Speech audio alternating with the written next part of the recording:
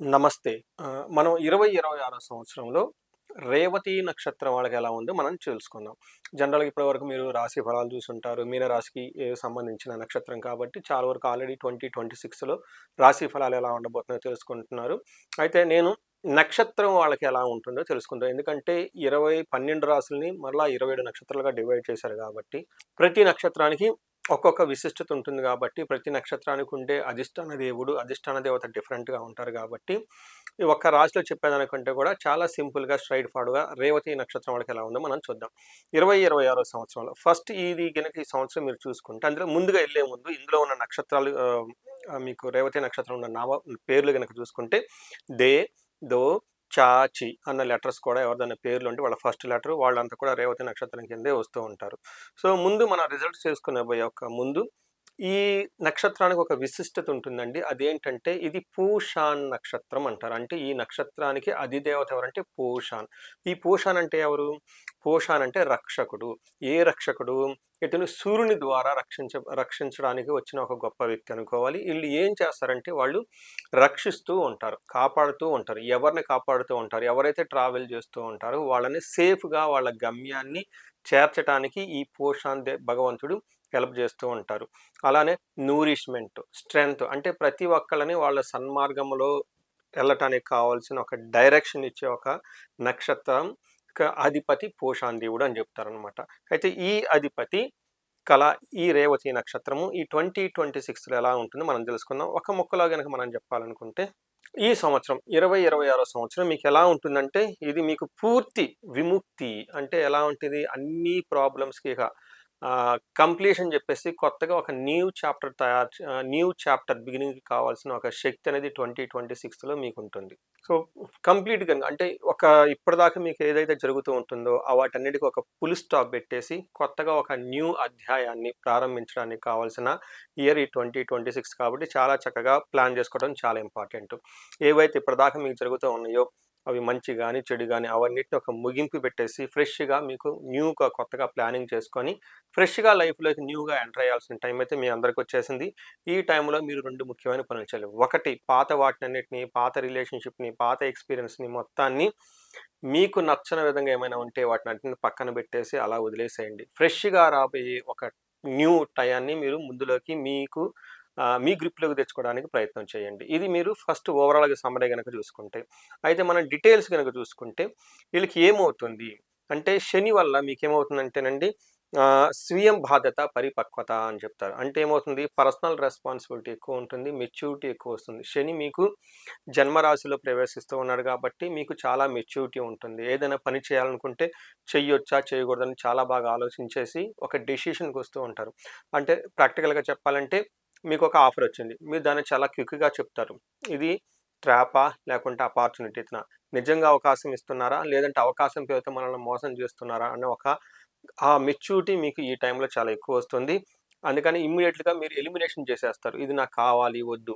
ఇదంతా ఫేకు, ఇది నిజము అన్న ఈ ఎలిమినేషన్ ప్రాసెస్ చాలా చక్కగా చేసుకొని, మీకు కావాల్సిన వాటిని మాత్రమే కరెక్ట్‌గా ఇది స్ట్రాంగ్, ఇది నిజం అని మీరు ఐడెంటిఫై చేసుకోగల ఒక మెచ్యూరిటీ అయితే ఈ 2026లో మీకొస్తుంది. రెండోది మీకు ఫస్ట్ ఈ టైంలో గురువు వల్ల సాధన, నైదన అంటారు. అంటే ఏంటి? మీకు ఏదైనా డిఫికల్టీస్ జరిగిన తర్వాత మీకు సక్సెస్ వస్తుంది. శ్రమ తర్వాత ఫస్ట్ మీరు హార్డ్ వర్క్ చేయాలి. ఆ తర్వాత మీకు ఎఫర్ట్ ఎక్కువగా పెట్టాల్సిన టైం అయితే మీకు ఈ టైంలో ఎక్కువగా ఉంటుంది. నెక్స్ట్ రాహు ప్రకారం చూసుకుంటే ప్రయాణాలు ఎక్కువగా చేస్తారు. కొత్త కొత్త విషయాలు నేర్చుకునే అవకాశం ఎక్కువగా ఉంటుంది. నెక్స్ట్ కేతు ప్రకారం మీరు చూసుకుంటే ఈ టైంలో మీరు చాలా వాటిని వదిలించుకోవాల్సిన టైం అయితే వచ్చేసింది. మీ లైఫ్‌లో పనికిరాని వస్తువులు, పనికిరాని రిలేషన్‌షిప్‌లు, పనికిరాని ఏమైనా ఉన్నాయి గానీ వాటిని వాటిపైన ఎలాంటి కరుణ, జాలి ఏమీ లేకుండా, మొహమాటం లేకుండా టక్కన మీ లైఫ్‌లోంచి తీసేసే టైం అయితే వచ్చేసింది. కేతు మీకు దానికి కావాల్సిన ఒక శక్తినైతే ఇచ్చేస్తాడు. ఫైనల్‌గా మీకు ఒక సమ్మరీ మెసేజ్ ఏందంటే, మీకు ముగింపే కొత్త ఆరంభం. ఈ సంవత్సరంలో పాతయన్నిటిని మీరు క్లోజ్ చేసేసుకొని, కొత్తగా సక్సెస్‌ఫుల్‌గా ముందుకు తీసుకునేదే ఈ యొక్క 2026 మీకు ఎక్కువగా నేర్పుతూ ఉంది. అయితే ఎలాంటి వారికి ఎలాంటి బెనిఫిట్స్ ఉంటాయి మనం చూద్దాం. ఫస్ట్ ఉద్యోగంలో మీకెలా ఉంటుంది? పాత పనులన్నిటిని, పాత రిలేషన్‌షిప్స్, పాత బిజినెస్‌లు, పాత ఎక్స్‌పీరియన్స్ మొత్తాన్ని క్లోజ్ చేసుకొని, కొత్తగా ఒక దిశానిర్దేశం తీసుకొని, ఒక ఐడియాతో పెట్టుకొని, ఒక కొత్తగా మళ్ళా న్యూకి ముందుకు వెళ్ళే అవకాశం ఈ టైంలో ఎక్కువగా ఉంటుంది. ఆర్థికంగా గనక చూసుకుంటే మీకు నెమ్మదిగా స్థిరపడతారు. అంటే దూకుడుగా ఉండదు వ్యవహారం. కానీ ఖచ్చితంగా కొత్త ఆపర్చునిటీస్ వస్తాయి. కొత్త వెలుగు మీ జీవితంలోకొస్తుంది. కానీ అది చాలా స్లోగా ఉంటుంది. దూకుడుగా వ్యవహారం ఉండదు. ఓవర్‌నైట్ రాదు. స్పెక్యులేటివ్ లాంటిదైతే ఉండదు. నెక్స్ట్ మ్యారీడ్ లైఫ్ ఎలా ఉంటుంది? ఎవరైతే మ్యారీడ్ లైఫ్ ఉంటారో వాళ్ళకి అన్యోన్య దాంపత్యం గురించి బాగా తెలుసుకుంటూ ఉండాలి.